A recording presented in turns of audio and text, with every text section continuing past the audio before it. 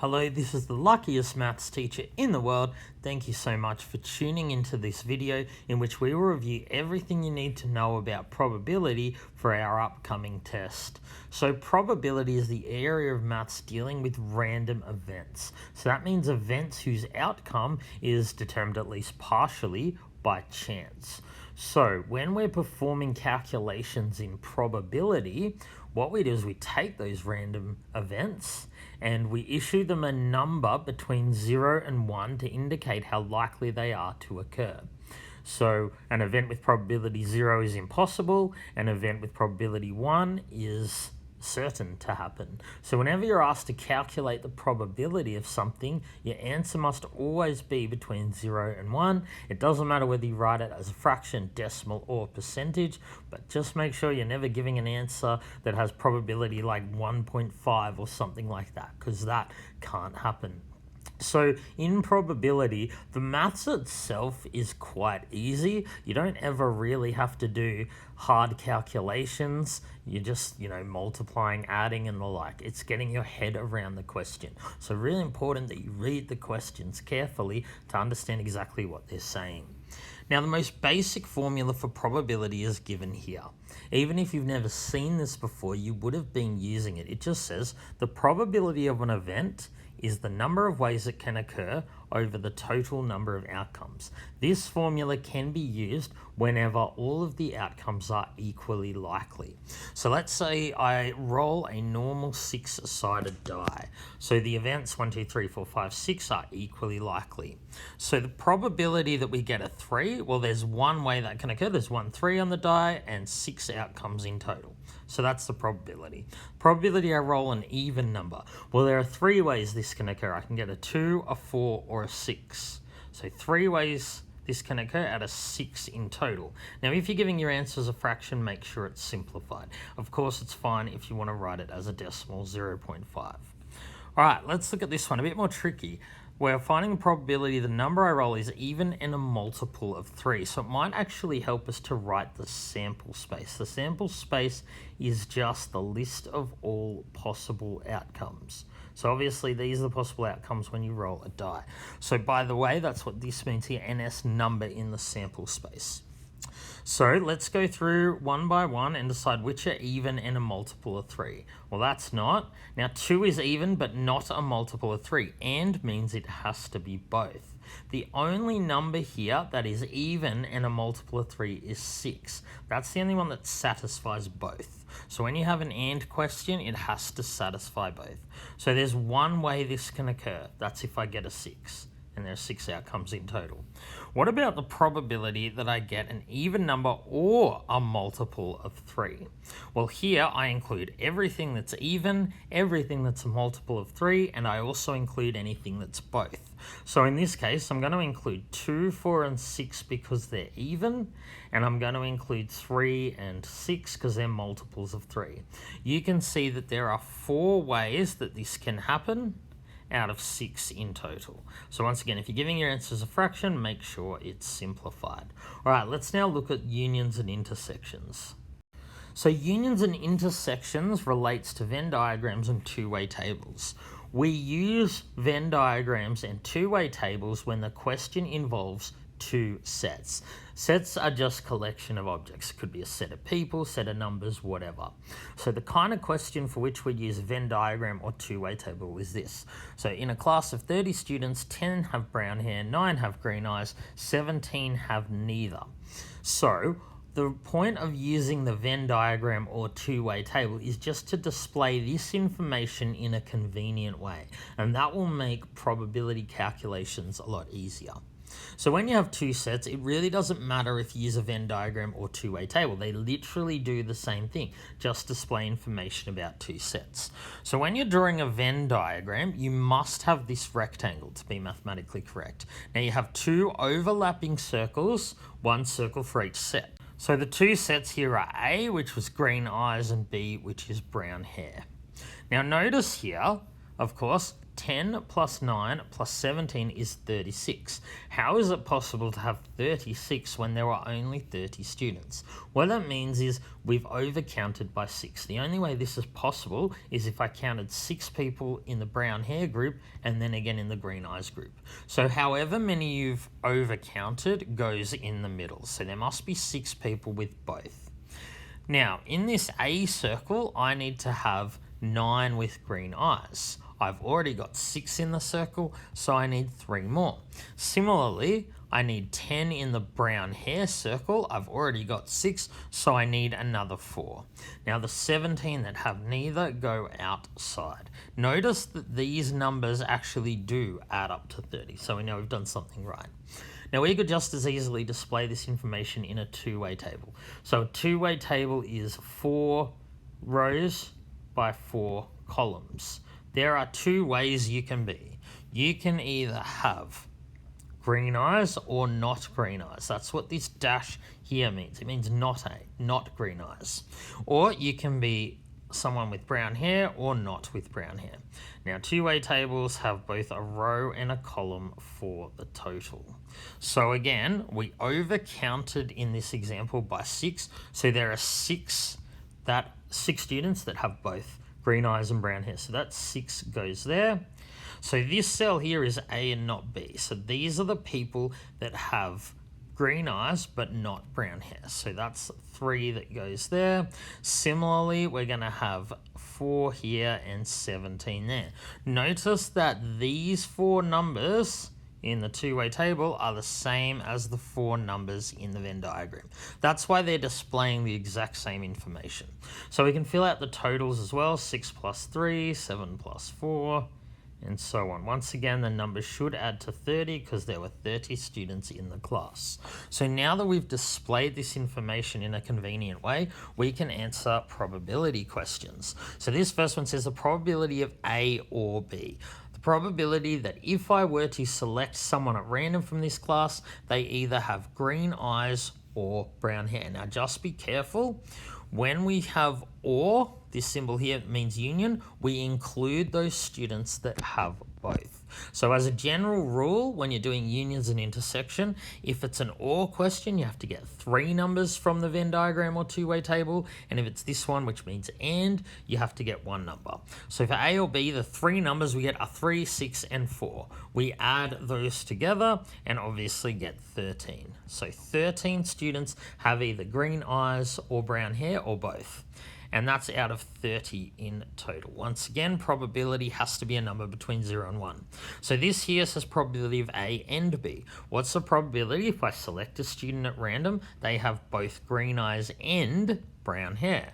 Well, we see that there are 6 such students out of 30 in total. Once again, if you are writing a fraction, make sure it's simplified. It is okay to give the decimal as well.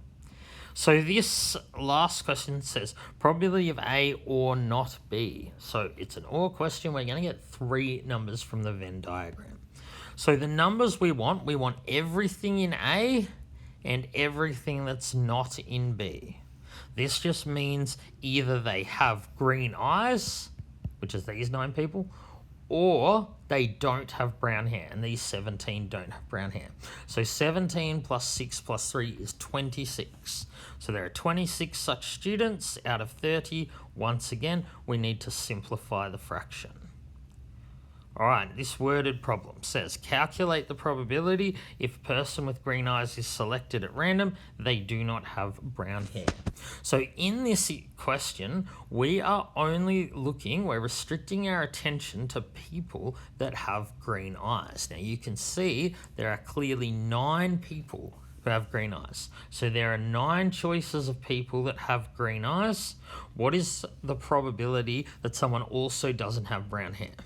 So, of the 9 people here with green eyes, there are 3 people that also don't have brown hair. So it's 3 over 9, and of course we simplify that to 1 over 3. All right, let's now have a look at tree diagrams.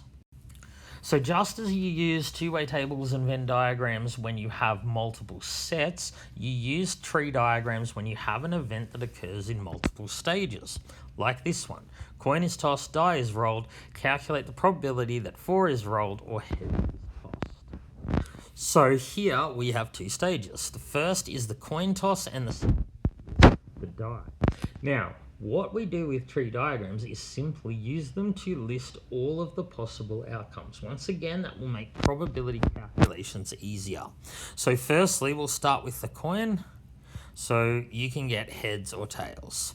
Now, if you get heads, of course, you have 6 options when you toss a coin. You can get 1, 2, 3, 4, 5, or 6.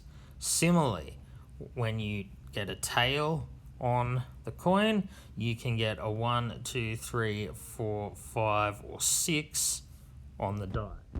So then we list the possible outcomes. You just follow the branches. So we've got head and 1. So this outcome means you got a head on the coin, 1 on the die, head and 2, and so on.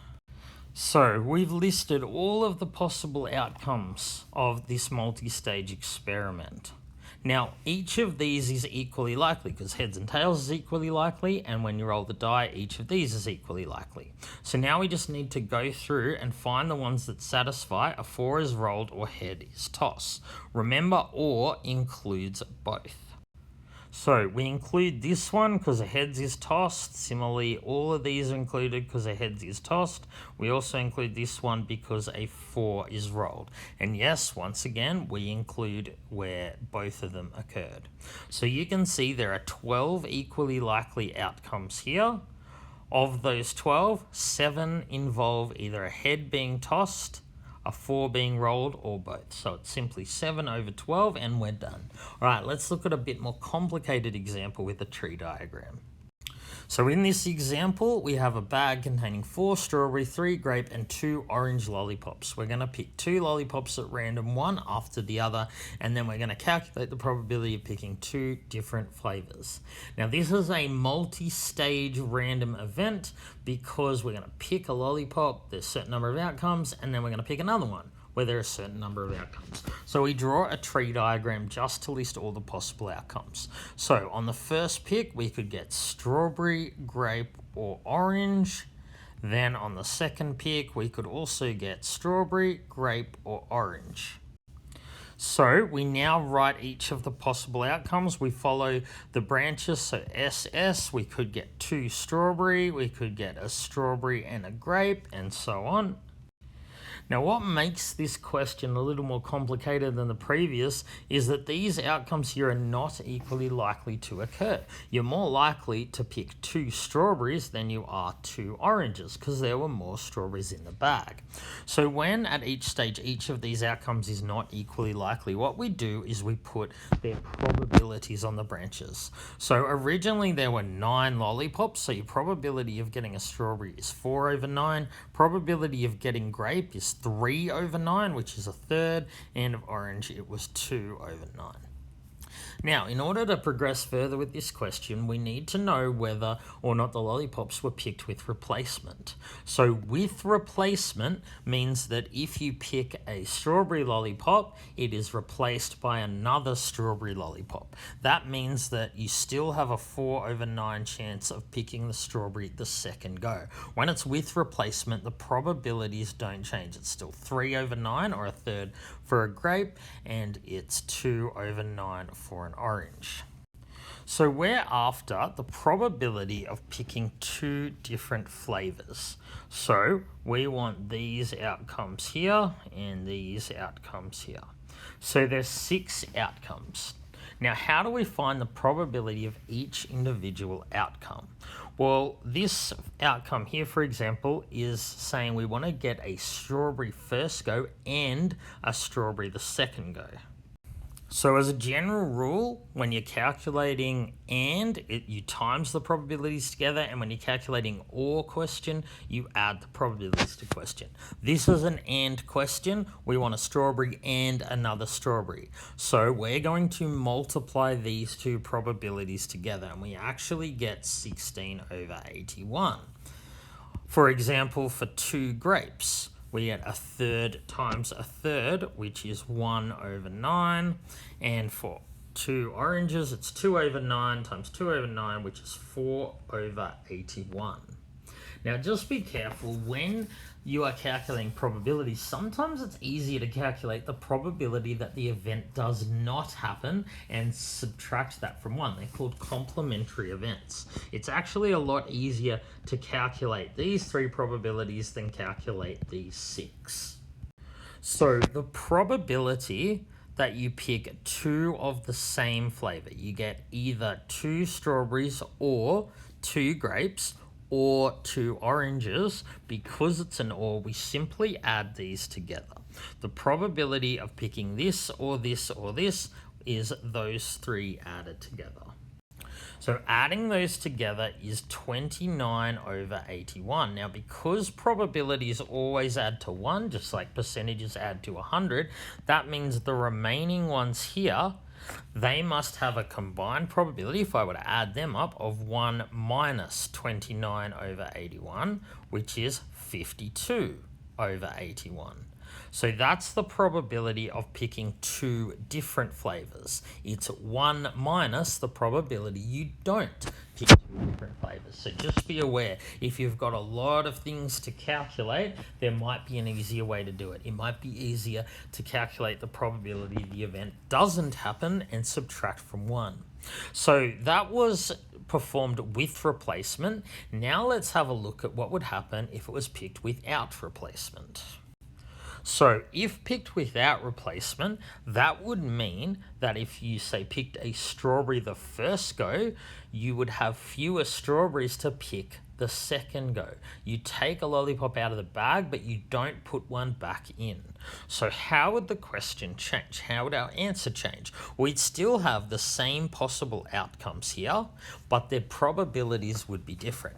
Now on the first pick, you still have 4 strawberries, 3 grapes, and 2 oranges. So these probabilities wouldn't change, but the second go, the probabilities would change. So if you pick a strawberry and don't replace it, there are now 8 lollipops left, 3 of which are strawberry. So the probability of getting a strawberry the second time would be 3 over 8. Now if you pick a strawberry, there are still 3 grapes left out of 8 in total. There are still 2 orange out of 8. If on the other hand you pick a grape on the first go, there are still 4 strawberries to pick from, but there are only 8 lollipops left. There will be only 2 grapes left to pick from and 2 oranges left to pick from. So if you pick an orange the first go, there's still 4 strawberries to pick from, but only 8 remain. There are still 3 out of 8 grapes left, but there will only be 1 orange left if you pick an orange. So we will still have the same 9 possible outcomes, but they'll have different probabilities. So the probability of 2 strawberries is 4 over 9 times 3 over 8, which is 1 over 6.